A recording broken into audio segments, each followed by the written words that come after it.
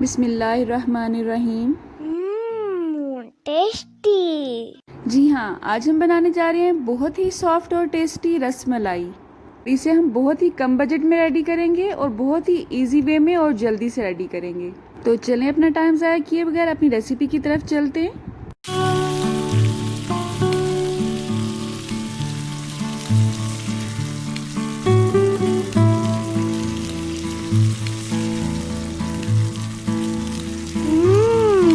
Tasty. Rasmalai बनाने के लिए सबसे पहले हम अपने पैन में लेंगे 1.5 किलो दूध। कोई भी दूध ले लें, आप डब्बे का ले लें, गाय का, भैंस का, जो भी आप रेगुलर यूज़ करते हैं घर में वो ले लें। अब यहाँ पे मैं उबला हुआ दूध यूज़ कर रही हूँ। अब इसको हम थोड़ा सा हीटअप करेंगे। आपने ज़्यादा इसको बॉयल भी नहीं करना है और ज़्यादा ये ठंडा भी नहीं होना चाहिए। उसके बाद हमने इसे क्या करना है, उसके बाद हमने दूध को फाड़ना है और उसमें चाहे आप सिरका ऐड करते जाएँ।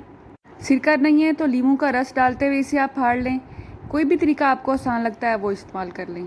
मैंने इसमें स्लोली सिरका ऐड किया है और ये तकरीबन 1/4 कप के हिसाब से मैंने इसमें ऐड किया था, लेकिन थोड़ा थोड़ा करके डाला था। जिस पॉइंट पर आपको लगता है कि दूध में फुटकड़ियाँ बननी शुरू हो गई हैं, आपने उसी पॉइंट पे सिरका डालना बंद कर देना है। और इस बात पे परेशान बिल्कुल भी नहीं होना है कि इतना सारा सिरका डाल लिया और ये खट्टा हो जाएगा। नहीं, ये खट्टा नहीं होगा। और इसकी जब हम पनीर रेडी करेंगे तो इसको हम अच्छी तरह से वॉश करेंगे और उसके बाद इसको अच्छी तरह से निचोड़ेंगे तो इसमें सिरके की या लीमू की खटास बिल्कुल भी नहीं रहेगी। इस तरह से आपने इसको सिरका डालते हुए हिलाना है, लेकिन मुसलसल हिलाते भी नहीं जाना है। इसको थोड़ा सा रेस्ट भी देना है ताकि इस बेचारे को थोड़ा सा ये अंदाज़ा हो कि मेरे साथ होने क्या वाला है नेक्स्ट। ये तो खैर एक मजाक था।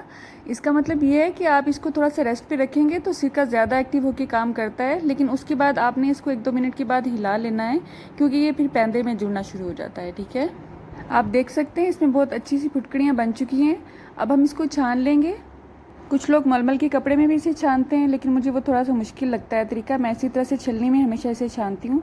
आपको जो भी तरीका आसान लगता है आप वो यूज़ करके इसको अच्छी तरह से छान लें। अब ये जो इसका पानी बचा है इसको हम वे कहते हैं और इसको आपने बिल्कुल भी फेंकना नहीं। इसमें बहुत ताकत होती है। इसमें आप बेसन की रोटियाँ बना के खाएँ, बहुत टेस्टी लगती हैं। आम जुबान में उन रोटियों को मिस्सी रोटियाँ कहा जाता है, पता नहीं आपके एरिया में उसे क्या कहते हैं। अब ये जो पनीर रेडी हुई है इसको हमने अच्छी तरह से खंगालना है खुले पानी से, ताकि इसमें जो भी सिरके का या लीमू का जो टेस्ट इसमें रच बस किया है वो निकल जाए। उसके बाद अगर आप मलमल का कपड़ा यूज़ करें तो उसको किसी जगह पे लटका दें ताकि सारा पानी अच्छी तरह से निचड़ जाए, या फिर इस तरह से मेरे तरीके से उसको अच्छी तरह से निचोड़ लें। इसको अच्छी तरह से निचोड़ने में तकरीबन 2 से 2.5 घंटे लगते हैं। अब जब तक ये पनीर रेडी होगा हम इसके लिए रबड़ी रेडी करेंगे। इसको आप रबड़ी कह लें या आप रसमलाई का सिरप कह लें, जो भी कह लें, जो आपको ठीक लगता है आप उसको वो नाम दे दें। अब हम किसी पैन में 1 किलो दूध लेंगे। ये आधा किलो मेजरिंग कप है। इसको मैं 2 दफ़ा ऐड करूँगी तो ये 1 kg हो जाएगा। अब हम इसमें 1/4 चम्मच के हिसाब से इलायची पाउडर ऐड करेंगे। चूल्हे की आंच को आपने स्लो टू मीडियम रखना है, ज़्यादा तेज़ नहीं करना है। अब हम इसको इसी आंच पर गाढ़ा करेंगे पका पका के। इसमें हम कुछ भी एक्स्ट्रा चीज़ ऐड नहीं करेंगे कॉर्नफ्लोर वगैरह की, इसको गाढ़ा कर सकें, क्योंकि इसका टेस्ट उससे थोड़ा सा डिफरेंट भी हो जाएगा और वो ज़्यादा थिक हो जाएगा। हमें ये ज़्यादा थिक नहीं चाहिए। ठीक है, इसमें जब 2 से 3 उबाल आ जाएंगे तो हम इसमें आधा कप चीनी ऐड करेंगे। चीनी को आप अपनी टेस्ट के हिसाब से कम या ज़्यादा कर सकते हैं। रसमलाई के जो मेन इंग्रेडिएंट्स हैं पिस्ते और बादाम, उनको इस तरह से पतले पतले से टुकड़ों में काट के वो भी ऐड कर दें। और जब ये दोनों चीज़ें दूध में उबलेंगी तो बहुत ही अच्छा फ्लेवर देंगी दूध में। चीनी डालने के बाद आपने दूध को उसके हाल पर ही नहीं छोड़ देना, बल्कि उसमें मुसलसल चम्मच हिलाते जाना है ताकि चीनी नीचे से जल ना जाए, नहीं तो इसका जला हुआ एक टेस्ट मखसूस सा होता है, वो बहुत बुरा लगता है। चीनी डालने के बाद 5 से 7 मिनट इसको हम पकाएंगे और बस इतनी सी बात है, हमारी रबड़ी रेडी है। अब हम शुगर सिरप रेडी करेंगे। उसके लिए मैं ले रही हूँ 1.5 कप चीनी। चूल्हे की आँच को अभी हमने ऑन नहीं किया है। अब हम इसमें ऐड करेंगे 2 कप पानी। पानी डालने के बाद आप चूल्हा ऑन कर लें और आंच को आपने मीडियम ही रखना है। और ये शीरा हमने एक तार वाला रेडी नहीं करना है, बस इतना ही पकाना है कि चीनी का दाना अच्छी तरह से इसमें घुल जाए। जब इसमें 1 से 2 उबाल आ जाएं तो चूल्हे की आंच को इंतहाई स्लो कर दें।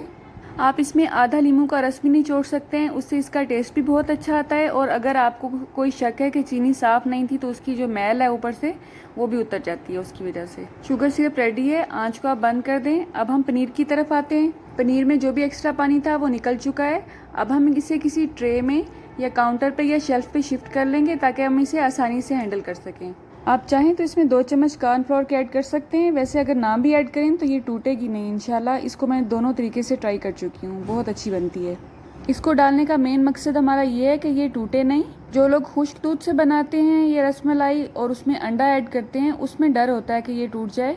इस तरह से अगर आप बनाएंगे तो ये इंशाल्लाह कभी भी नहीं टूटेगी।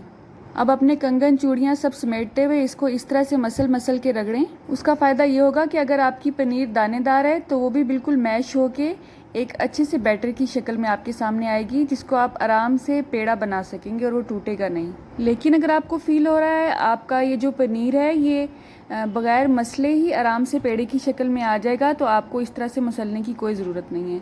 अब हाथों को थोड़ा सा गीला कर लेंगे और जिस साइज़ और शेप का आपको अच्छा लगता है, रसगुल्ला कह लें इसको या जो भी आप कहना चाहते हैं, उस शेप में इसको बनाते जाएं।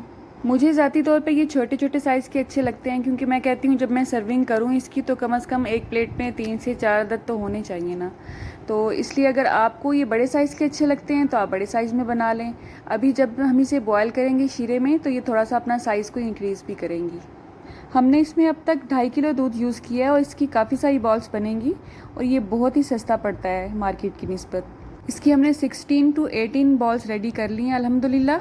अब हम अपने शीरे की आंच को मीडियम कर लेंगे और ये जो बॉल्स हमने रेडी की हैं अभी रसगुल्ले वाली, इनको इसमें डालते जाएंगे।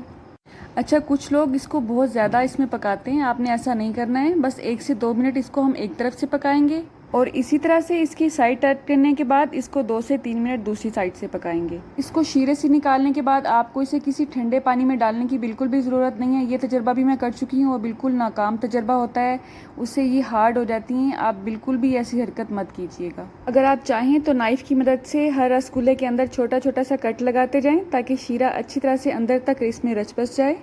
टोटल 4 से 5 मिनट तक हम इसे शीरे में बॉयल करेंगे।